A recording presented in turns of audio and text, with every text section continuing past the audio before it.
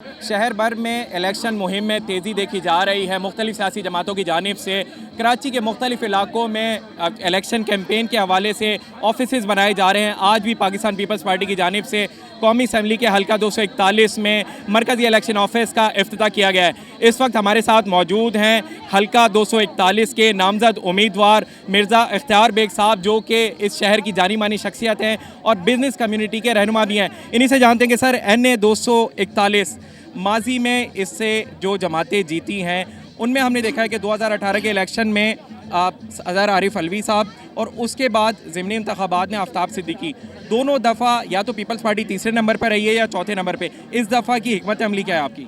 देखिए, पहली चीज़ तो यह है कि जो मैंने लास्ट इलेक्शन लड़ा था 2008 का शहीद बेनज़ीर भुट्टो की शहादत के बाद, उसमें मैंने सेकंड हाईएस्ट वोट लिए थे और रिकाउंटिंग के बाद मैं जीत गया था। ये शायद आपके इल्म में है। हमने मखलूत हुकूमत बनानी थी तो हमने विड्रॉ करा चेयरमैन ज़रदारी साहब के कहने में।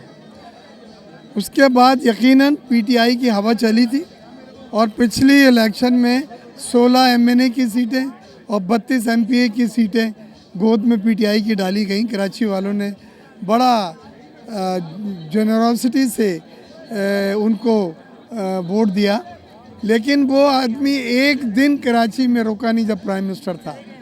जब कराची डूब गया था पानी में तो वो आके 3 दिन 4 दिन के बाद 1200 अरब रुपए के प्रोजेक्ट ऐलान करके गए थे, जिसमें पीने पानी था, जिसमें ड्रेनेज का था, सीवरेज का था और दूसरे मंसूबे कराची की तरक्की के थे। उसमें एक मंसूबा अभी तक पाए तकमील तक न पहुंचा है, न फंड्स मिले हैं। तो मेरी पहली तरजीह तो ये होगी कि वो 1200 अरब रुपए के जो मंसूबे हैं, मैं उनमें जितनी ज़्यादा से ज़्यादा कंप्लीट हो सकते हैं, इम्प्लीमेंट हो सकते हैं, एग्जीक्यूट हो सकते हैं, उनको कराची के कराऊं। क्योंकि अगर आधे पैसे भी लग गए 600 अरब तो कराची की किस्मत बदल जाएगी। NA 241 में पोश एरिया भी है, कारोबारी जो मार्केट हैं वो भी हैं। आपकी तरजीहात क्या हैं अहले जो NA 241 हैं उनके लिए? देखिए, पानी का वो मसला है कि वो पौश इलाके वालों को भी इतनी संगीन है जितना कच्ची आबादी वालों को है।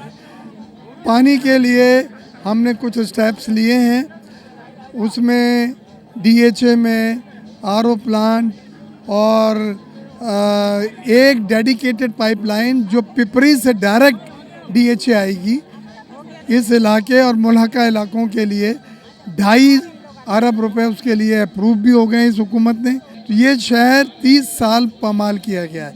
ये शहर पूरे मुल्क की किस्मत बदल सकता है। 70% रेवेन्यू मिलता है। यह गनी परवर शहर हाथ खोल के पूरे पाकिस्तान के लोगों को वेलकम करता है और इस शहर को बदकिस्मती से ओनरशिप किसी ने नहीं दी, सिर्फ बातें की, किसी ने मलकियत नहीं दी है। हम अब पीपल्स पार्टी में ये चेंज आया है और आपने देखा कि सिटी गवर्नमेंट में वोट पड़े हैं, हमें काउंसलर बने हैं, चेयरमैन बने हैं, वाइस चेयरमैन बने हैं और मेयर बना है पहली बार पीपल्स का। और ये बात मेयर पे नहीं रुकती, ये सूबाई और कौमी असम्बली पे भी जाएगी और जाएगी और जाएगी। इंशाल्लाह हम डिलीवर करेंगे और डिलीवरी जो है वो बोलेगी। अच्छा, आखिर में मुझे बताइएगा सर कि कितनी नशिस्तें कौमी असम्बली की पीपल्स पार्टी लेने जा रही है 8 फरवरी को? देखिए, मैं ऑप्टिमिस्टिक हूँ। 9 और 10 नशिस्तें हैं, उसमें बहुत सारी तो ऐसी हैं कि जो ट्रेडिशनल हमारी हैं, जिसमें लियारी की है, जिसमें किमाड़ी की है, जिसमें 2 मलीर की हैं। अभी मंदुखेल साहब जीते थे बल्दिया से और ये सीट आप औरों से कंपेयर ना करें। जब मैंने लास्ट इलेक्शन लड़ा था तो मैंने हाईएस्ट वोट लिए थे और अब मैं दोबारा उसके बाद 2008 के बाद अब आ रहा हूँ। तो एक शख्सियत का भी वोट होता है इलेक्शन में। वो शख्सियत जो यहाँ का चेहरा हो, जो यहाँ पैदा हुई हो, जो आप लोगों में सुबह दोपहर शाम federation of Pakistan chamber of commerce Karachi chamber में आप लोगों के साथ बिजनेस कम्युनिटी की नुमाइंदगी करती हो, उनको लोग सराह रहे हैं और दामन साफ़ है, कोई छीटे नहीं है। इतनी हुकूमतें आईं, इतनी हुकूमतें गईं, कोई हमारे पे करप्शन का इल्ज़ाम नहीं लगा है।